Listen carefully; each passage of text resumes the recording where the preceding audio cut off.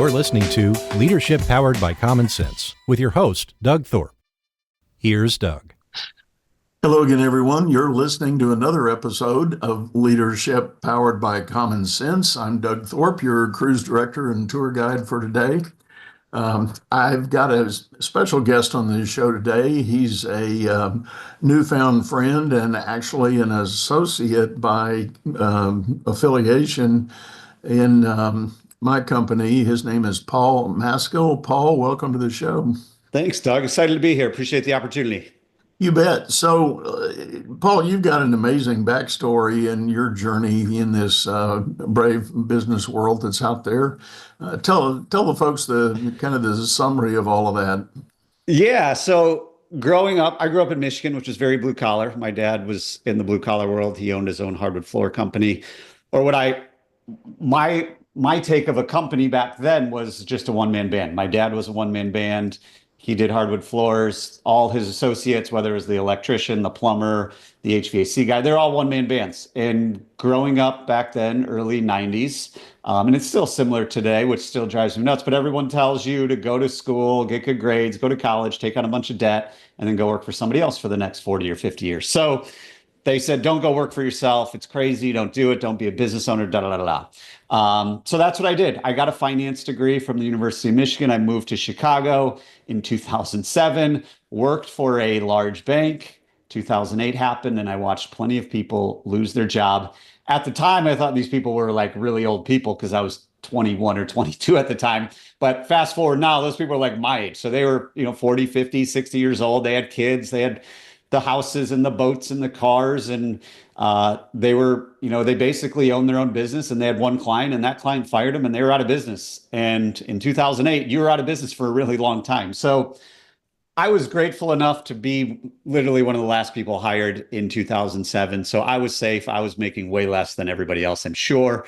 And I was also, grateful to go through that because it opened my eyes that this whole working for somebody else thing really isn't that safe, because they can cut you at any time, even though everyone tells you how great the benefits are and the 401k and the health insurance and all these things. To me, it just didn't make any sense to work for somebody else. So I quit in 2010. I quit my job, moved to North Carolina, where I still am today. And then for the last 15 years, since 2010, I've owned and sold 4 different companies, most recently an electrical service company. So I've been in the home service space, ironically, kind of coming full circle to what I grew up around. I spent the last 6 or 7 years in the trades, with home service companies. And after exiting the electrical company, now I offer fractional CFO work. So we help business owners in the trades with cash flow problems. Love it. Love it.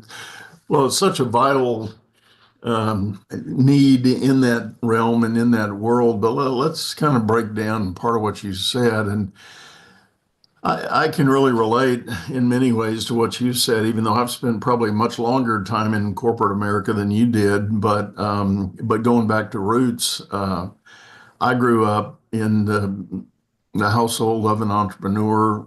I was actually the only child of a single mom, and when I was like in 5th grade, my mom quit her day job to go start a business. Now that's pretty gutsy, and I had no real appreciation for it at the time. I knew it was a kind of work, and she was going to go do something else.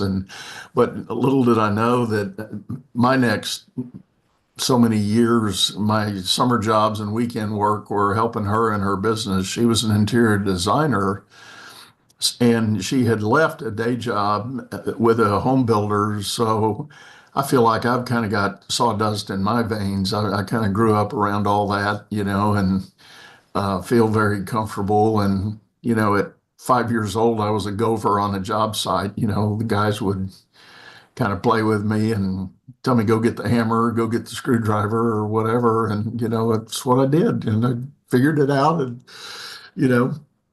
um, but it's that inner entrepreneurial lifestyle that you don't really appreciate until you see the person up late at night sweating, making a payment on a big bill or payroll or whatever. And you realize great people have good ideas or good skills and they go start a business, but they don't know all that much about running a business. Yeah, and it's so true because I mean, if you look at, I mean, my dad, your mom, I would say 99% of small businesses were started by someone that's really good at whatever it is they sell. Whether they're a personal trainer and they start a gym, they're an electrician and they start an electrical company, they're really good at landscaping, they start a landscaping company, they're an interior designer and they start a company.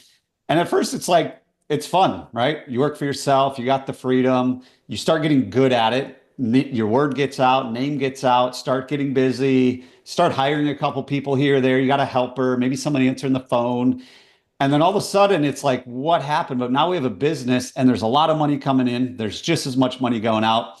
And I tell everybody, when they come to me and they might be a little upset or, a little emotional or they feel like they failed. And I tell everybody, most people don't start a business because they're really good at numbers and really good at financials and balance sheets and P&Ls. They started the business because they're really good at the service they provide and they knew they could do it better than where they were working before. Yeah, absolutely.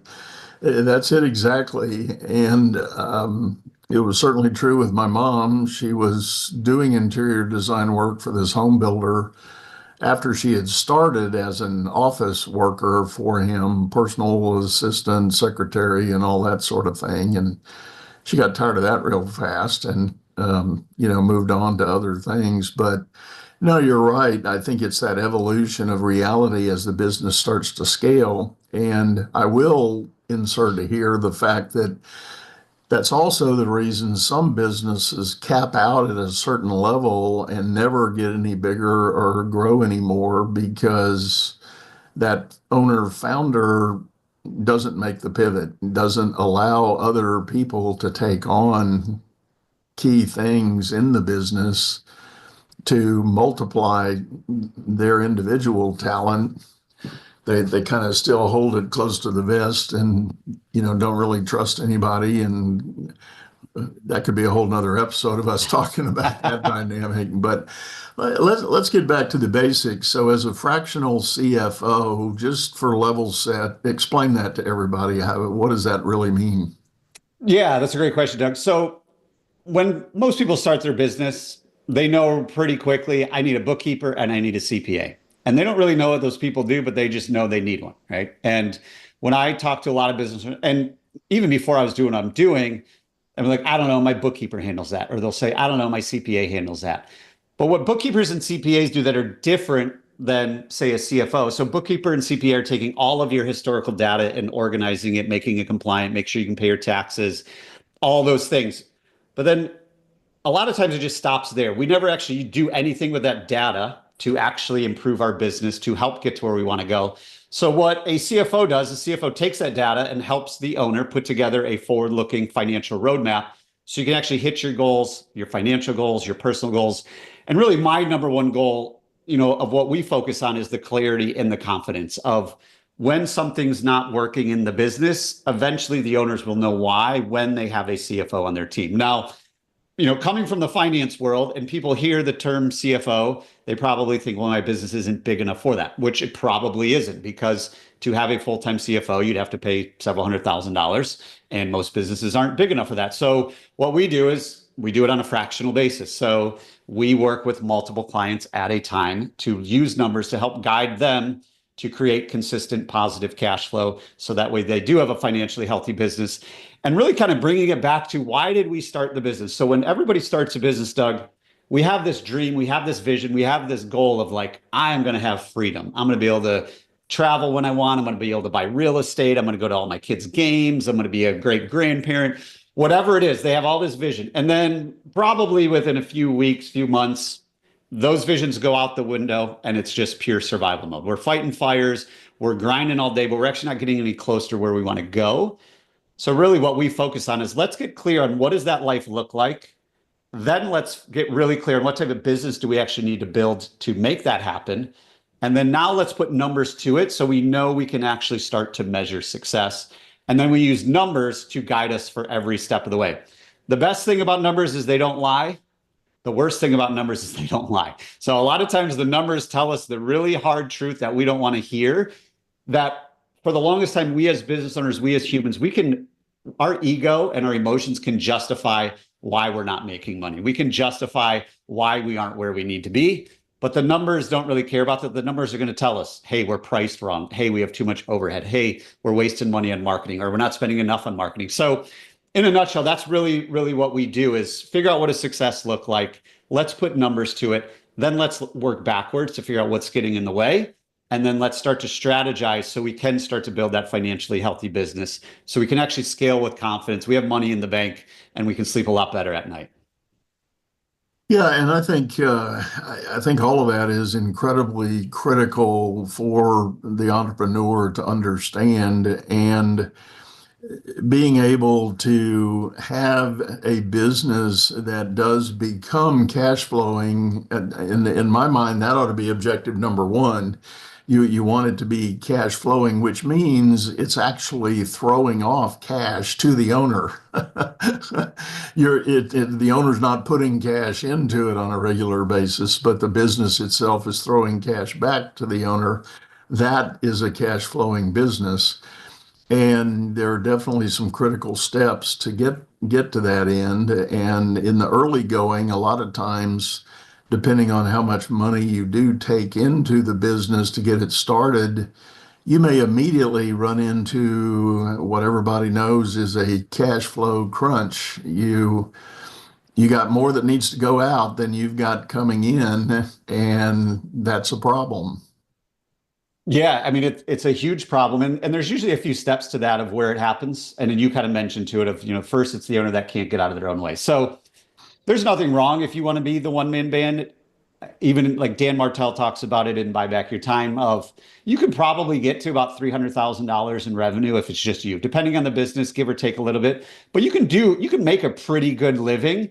Where I see a lot of those people get stuck is they're not actually like then building wealth with that. Because if you're not building a team in a business, you're not really building wealth. So if we are making, call it $300,000 a year, we need to be putting some money aside into something else, because we'll never be able to sell our business. So that's usually like the first level people get stuck, because then you have to start hiring.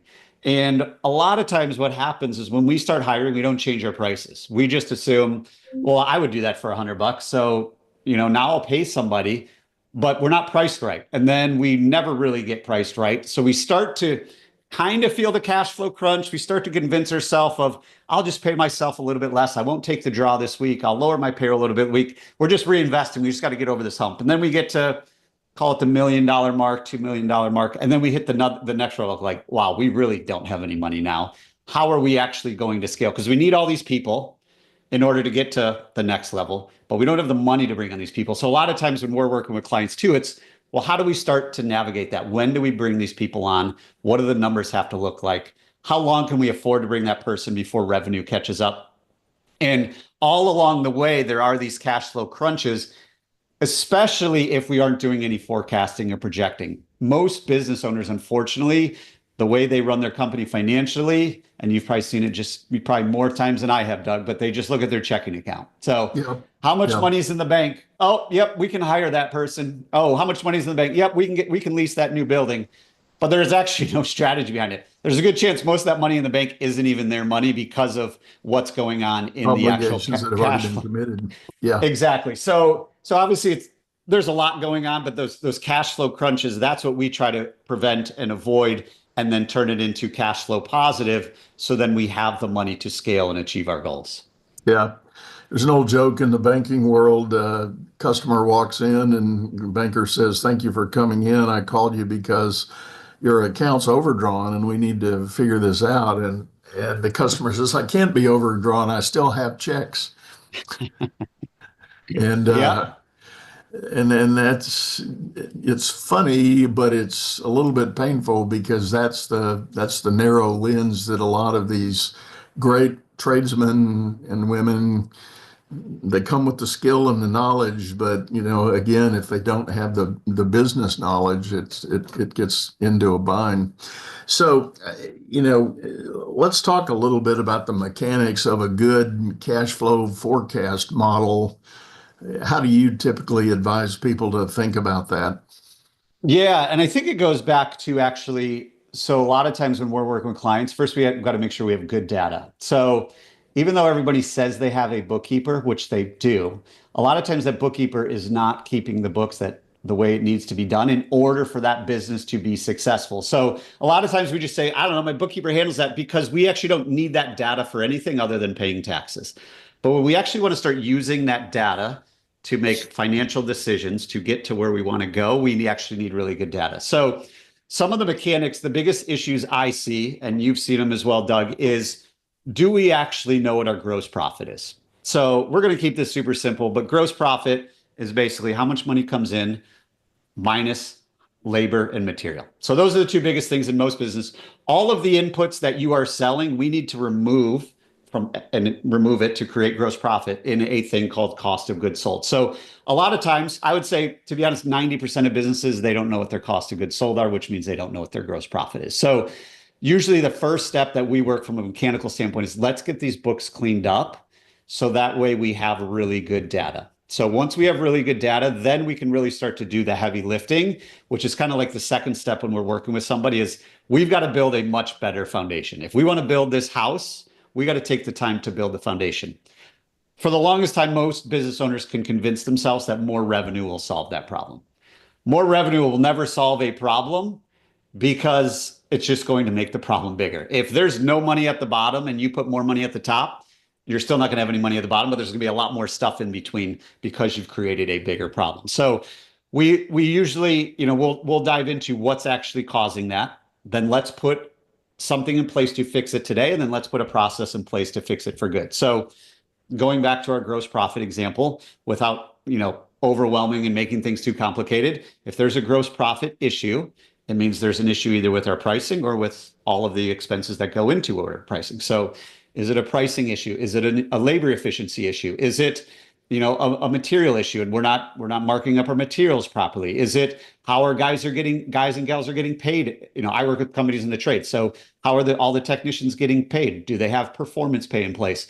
How can we really start to create a predictable gross profit? So then after that, to me, it becomes a lot easier because then everything else is fixed. Is our overhead too high? Is our office payroll too high? Where's our marketing at? So that's really the mechanics of kind of, if you want to call it step 2 of now let's do all the heavy lifting, build a solid foundation. So then we can get to step 3, which is then let's actually start to scale your business. So the forecasting comes into different place. First we got to clean all this up and make it nice. Now let's start to forecast. When can we hire that general manager? What's it going to do to our cash flow? How long of a runway do we have in order for that person to pay for themselves? Or, hey, we need to go buy a new building, or we need to go buy a new piece of equipment. So then we start to make like the fun, exciting decisions that business owners like, because then they get to grow, versus step 1 and 2 is like the painful stuff of ripping off all the Band-Aids, throwing the ugly baby away and bringing, making it look all nice and pretty. So then we can go scale. So I know that was kind of a roundabout answer to the question, but that's really what we work on to then help our clients get to where they want to go. Yeah, no, I think that's a good recap of it. And I want to start with your first point, having the data and having it be reliable data. So often I've walked into these businesses and I ask that question, who's your bookkeeper, who's your CPA? And it's like, oh, Aunt Sally does my bookkeeping.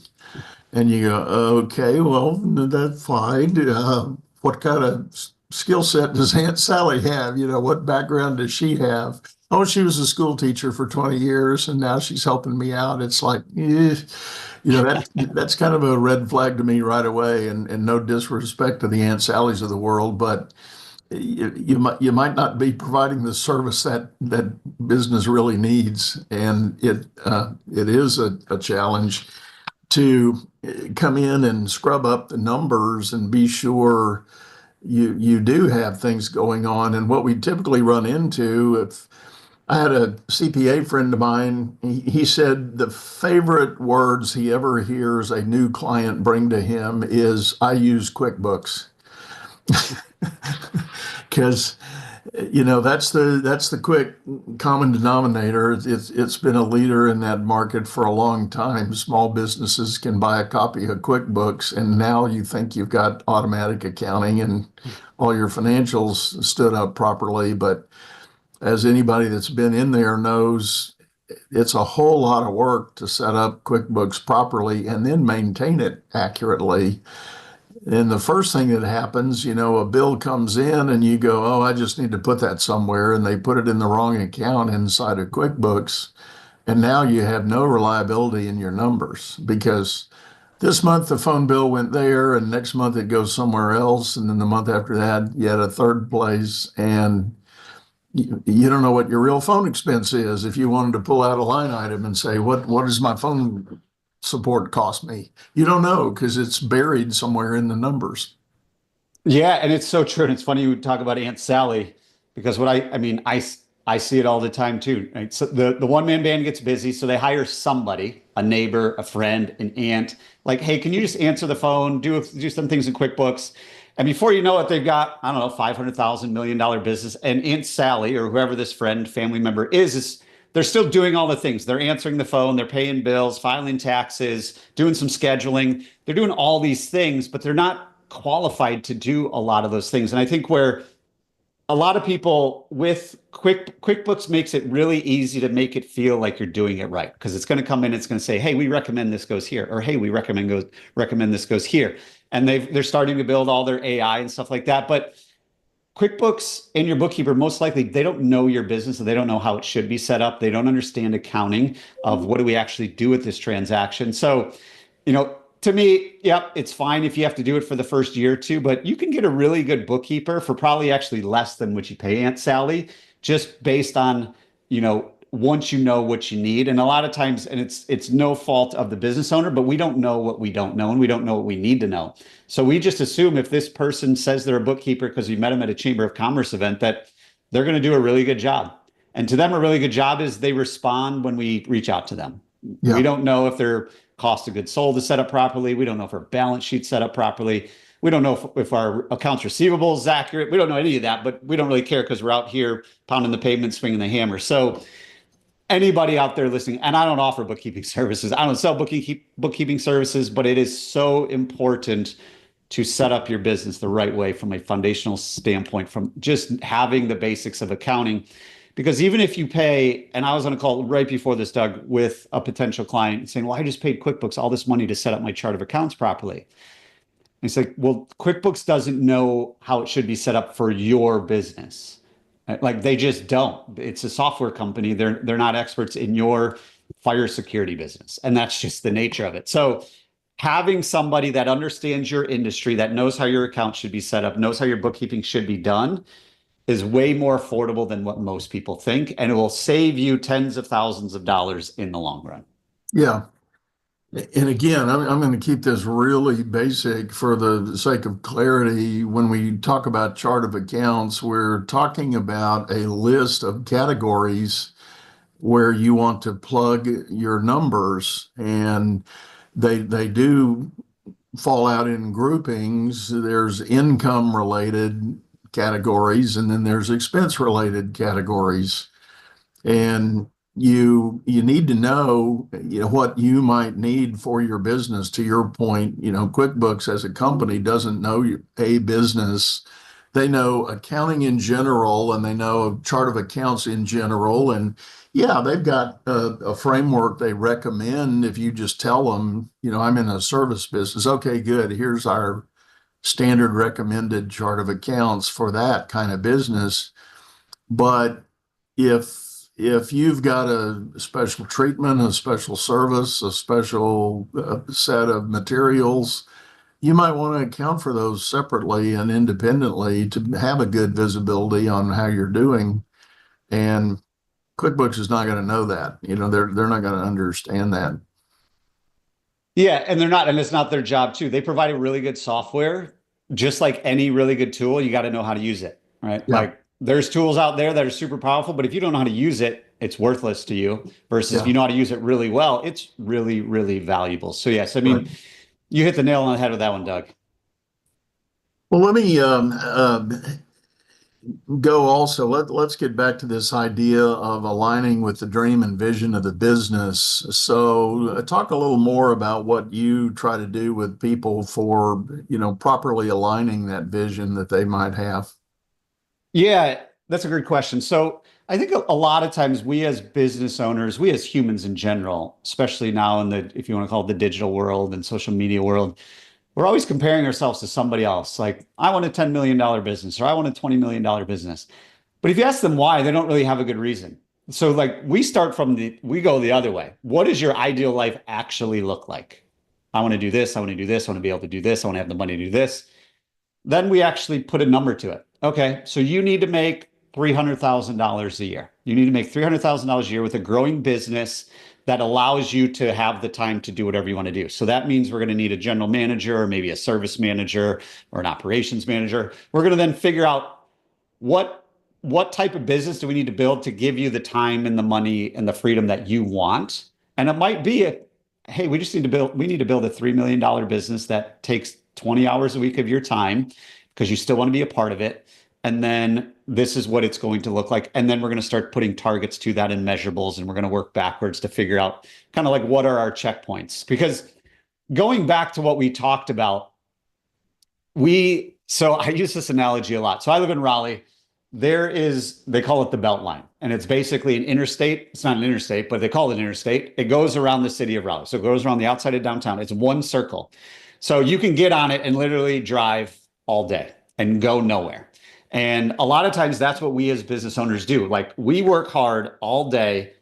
We're super busy, but we're not actually productive. We didn't actually get any closer to where we want to go because a lot of times we forgot where we want to go. But we're exhausted at the end of the day. And we're like, man, if I just keep doing this, working harder and harder and harder and doing more and more and more, if it's not the right stuff, isn't going to get us any closer. So that's where, when we can start to use the numbers and we can remove our ego and remove our emotions, and really just, what I love about what we do is it allows us to focus on one or two things instead of 100. Because as a business owner, we do have to do 100 different things. There's no doubt about it.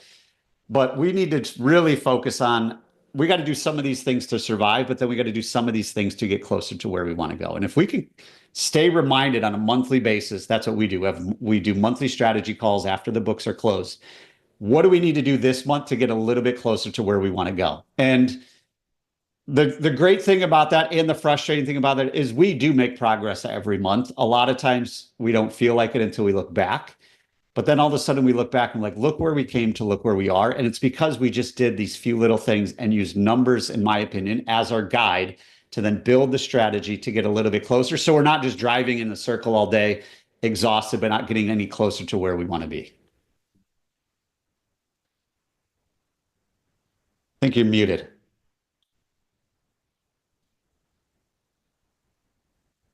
You're muted, Doug. Ah, There you go.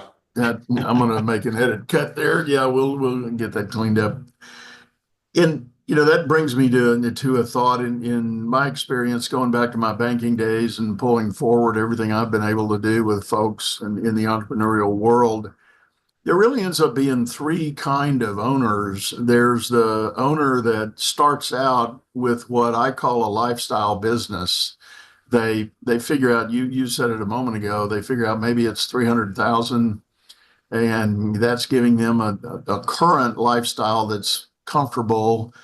And maybe they figure out a rhythm that they can go do that on a regular basis, still take a little time off every now and then, but it's fulfilling that immediate, goal in front of you, but it doesn't serve any long-term goal because it does not build the asset of the business that potentially at a later date can be put on the market to be sold as a standalone enterprise, that not only have you made the money over the years you've done it, but now when you decide to leave it, you're going to get another paycheck that, gives you a reward for all the hard effort. And I have run into too many entrepreneurs. I've got a very dear friend. He's a doctor of veterinary medicine. He had a very successful vet clinic, but he never scaled.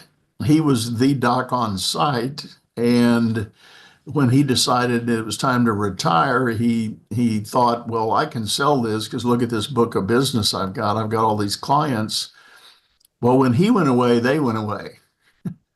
And Yeah. he ended up selling everything essentially for spare parts, all his equipment and materials, and nothing else. And so that's the middle group, and then the end group is probably very aspirational for some, but it's the person that says, and they might say, I know this business, I'm going to build it up, but now I want to scale by buying other businesses like it or building other businesses around it, and maybe even acquiring complementary businesses to go with it. And that's the person that's got really the true legitimate wealth building mindset. Because if you can effectively run one business and throw off 300,000 to put in your pocket after, I mean, paying taxes and all along the way, well, what would it look like if you had two or three of those businesses together? Now all of a sudden you've got 900,000 in your pocket at the end of the year. Yeah, and I think that's really, why it's so important to get going back to what we talked about, getting clear on what do you actually want to build. Do you want to build number one? You want to build number two? You want to build number three? I don't think there's a wrong thing with anything. It's just different strategy. And then how are we actually going to build wealth? To your point, when you go to the last route and you can have multiple of those businesses, it's like once you get through that middle ground, it actually gets a lot easier because there's a lot of, if you can get there, and when you get there, there's enough people in between you and actually having to be there every day, right? And that's a lot of people's dreams. A lot of people get stuck with it, they get frustrated with it, and they just say, oh, I can't make money with it. And that's really what we focus on, is let's do all of those things if we want to go there. It's just kind of, I think social media and all of the gurus on stage make it sound really easy. It's hard. It's really hard. There's a reason most of this country, most of this world works for somebody else, because it's easier just to show up, be a warm body, get a paycheck, and not have to stress about owning a business, making payroll, sleepless nights, all that. But once you get, I tell everybody, you got to choose your heart. I tell my daughter that you got to pick what's the hard thing you want to do. Do you want to be miserable working for somebody else, or do you want to take the risk and actually build a business? And my thought process on all that is, what's the worst case scenario? Say we go scale this business and it doesn't work. You already know that you can go back to where you came from. You already know that I can go do $300,000 a year solo and be just fine. So why don't we at least give it a go? Like, even when I left the corporate world, everyone thought I was crazy. They're like, what are you doing? And to me, I rather have tried to start a first business and it failed than never have done it. So my worst case scenario is it doesn't work. I lose a couple bucks and I go get another corporate job. Well, I'm already in a corporate job, so really there is no downside. It's all upside. I might as well try it. To me, scaling's the same thing. If you have the right strategy and you have the right people on your team and all that, if we want to, let's go and scale it. Yes, we're going to go up and we're going to go down. But if it's worst case scenario and we go back to being a one-man band, well, we're already there. So really there is no downside to at least making a go of it. Let's turn the page a little bit. You alluded to this topic earlier. Let's talk about price setting. And I'll open by sharing a story. I know an entrepreneur that did buy a business. It was a plumbing company. And even in his quest to take it over, it was healthy. I mean, it had, favorable performance results. It wasn't just chucking a truck. It was a whole team and pretty good size infrastructure. But one of the things he did notice during due diligence, the prices just seemed intuitively low for the service. I think he was charging maybe $100, $150 an hour for his techs. And in the particular market he was in, it just seemed artificially low. So one of the first things he did when he took it over, he actually announced a price increase. And some of the senior techs said, oh, you're going to kill us. We won't have any work at all. Everybody's going to run. But quite the opposite happened. He had these people in these fairly affluent homes calling him saying, and they were laughing, saying, "We were wondering when you were going to do that. We knew this rate's been low for 10 years and we just were waiting. We expected it to come." And he essentially doubled his pricing almost overnight, and every nickel of that pretty much went straight to his bottom line. Yeah. And to be honest, this is usually where I start with most of our clients, because what we realize is if we're not bringing money in at the right price, it's impacting everything downstream. So the moment money comes into your business is when that journey starts. If there's nothing left at the bottom, many times it is a pricing issue. And usually first it starts with whoever started the business was pricing it, one, enough for them to make money, and two, how long it takes them to do something. Right. But they are usually the expert, and they're like the one-off example of like, oh, this will only take me an hour, but it might take everyone else 2, 3, 4 hours. So that's usually like the first problem. The second problem is 99% of business owners, they actually don't have a mathematical formula to create their pricing. They just kind of wing it. They're like, I think we could charge this. Oh, I heard so-and-so charges this, so we'll be around here. Or somebody told me that we should mark things up 30% and then double our labor and we should be good to go. But like, when I talk to almost every business owner, I'm like, okay, how do you get to your pricing? They have no clue. They don't take into account non-billable time. They don't take into account workers' comp. They don't take into account payroll tax.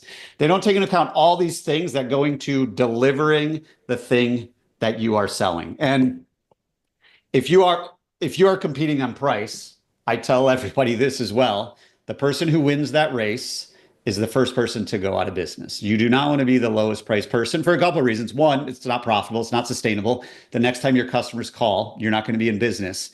But also, when you're really low priced, people actually then question, how good are you at what you do? And then there's the whole thing. Like, if you're half the price of somebody else, and I was having this conversation with a client the other day, they do windows and doors, and they're like, well, if we did that house, it's around 50,000, and then so-and-so is going to be charging around 100. I said, if I was the homeowner, I would never use you, because if you're half the price of everybody else, I'd be very concerned. Are you going to show up? Are you going to back your warranty? What's the installation process going to be? So a lot of times we convince ourselves that we have to be the lowest price when we really don't. And the analogy that I've used in every company and use with all our clients is there's speed, there's quality, and there's price. And you've probably went over this 100 times as well, Doug. But when we are a consumer, we can choose two of those things when making any buying decision. We can choose get it done really quickly and sacrifice the quality. We can choose speed and price. We can choose any three of those. So where do we actually want to live? If we want to compete on speed and quality, that means we're going to get it done quickly and we're going to get it done really well. We're going to be charging a premium. So if we are a plumber and somebody calls us today and they have a leak and we can get out there today, that allows us to charge a premium because we're taking more risk. We're overstaffing to assume the phone's going to ring. We're going to get there quickly. We're going to get it done right. People will pay a premium for that. Those are the businesses that we want to be. If you want to be the one-man band, you're going to get it done very cheaply because you don't have any overhead, you don't have people, you don't know how to price. You're going to get it done really well usually, but it's going to take you a really long time. So like that was my dad. He charged less than most people, got it done really well because he was, he's been doing it forever, but he was always booked up literally 2 or 3 months. So if someone called and said, hey, his name was Paul as well. Hey, Paul, we'd love to get a quote on the floors. He'd come out, give the quote right away. They sign. He's like, all right, I'll call you in 3 months when you're on the schedule. So that's an okay model, but there's a lot of people that don't want to wait 3 months. So we got to figure out what we're going to compete on. And the last one we definitely don't want to be, which in my opinion is the handyman. They get it done really quickly for a really low price, and they're not good at it. So yeah, that's the handyman. They'll come out right away. They'll say they can do it. They'll charge a really low price, and they're really bad at it. So pick which one you want to compete on. To me, it's a lot more fun to compete on doing it really well and getting out there quickly, being able to charge a premium, being able to deliver an amazing experience, being able to pay our people actual career wages, all of these things that go into it. So it all starts with pricing. We need to know a mathematical way to figure out our pricing. So that way we just take out the guesswork. I don't care what other people charge. This is what we need to charge to deliver on the promises we're making to our customers and to our team. Yeah. Well, and the last part of that, I wanted to bring up for those businesses that are bigger project oriented, like your dad installing floors in a house, that's not a service call kind of business. That's much more of a project oriented in business. I encourage all of my clients, and this is a much higher level of sophistication, but in their bookkeeping, to try to create project profitability tracking so that they can show a history of, well, in this first half of the year, we did 12 projects and here's how they all stacked up. Because it becomes an ultimate simple math problem that says, if I want my business to operate at a 30% profit margin, the only way you're going to get there is that every project, every effort you make yields roughly a 30% margin. Now you can give or take a point or two on, one project over the next, but when you add them all up, they better be really close to that 30% mark individually, or else your company's never going to make it.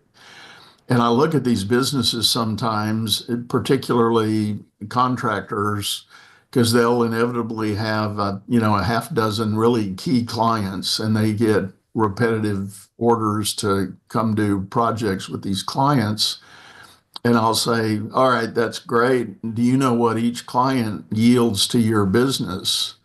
And they'll go, well, no, but they've just been with me a long time. Well, and sometimes when we start looking at the numbers, that favorite client that's been with you, you're only making a 10% margin on their business, and you're doing a whole lot of it, but it's only at 10%, and you're scratching your head saying, why can't I get to 30? That's what I want to do, and so it's very important to be able, if you are in that kind of a business, to be able to build up your bookkeeping support to where you can have that project level analysis of how things are looking.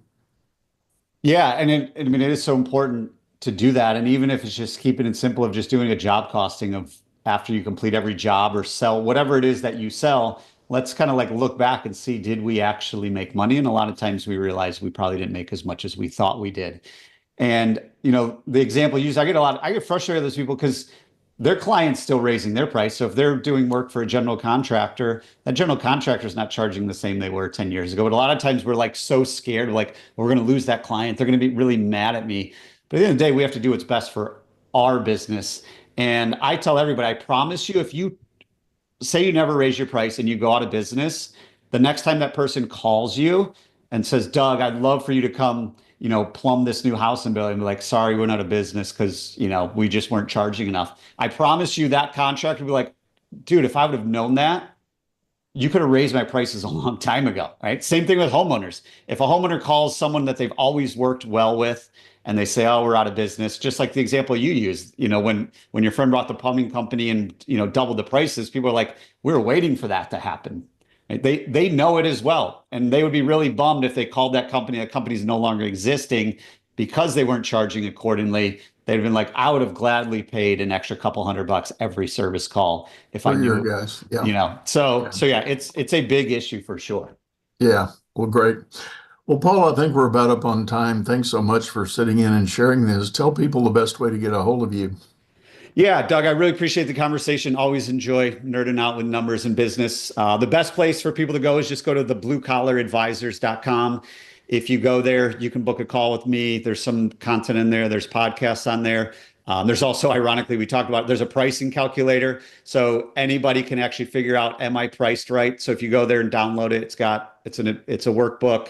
There's a video with it, a PDF to go with it. It's totally free. But to me, that's like the most important thing to everybody. So I took the time to build that.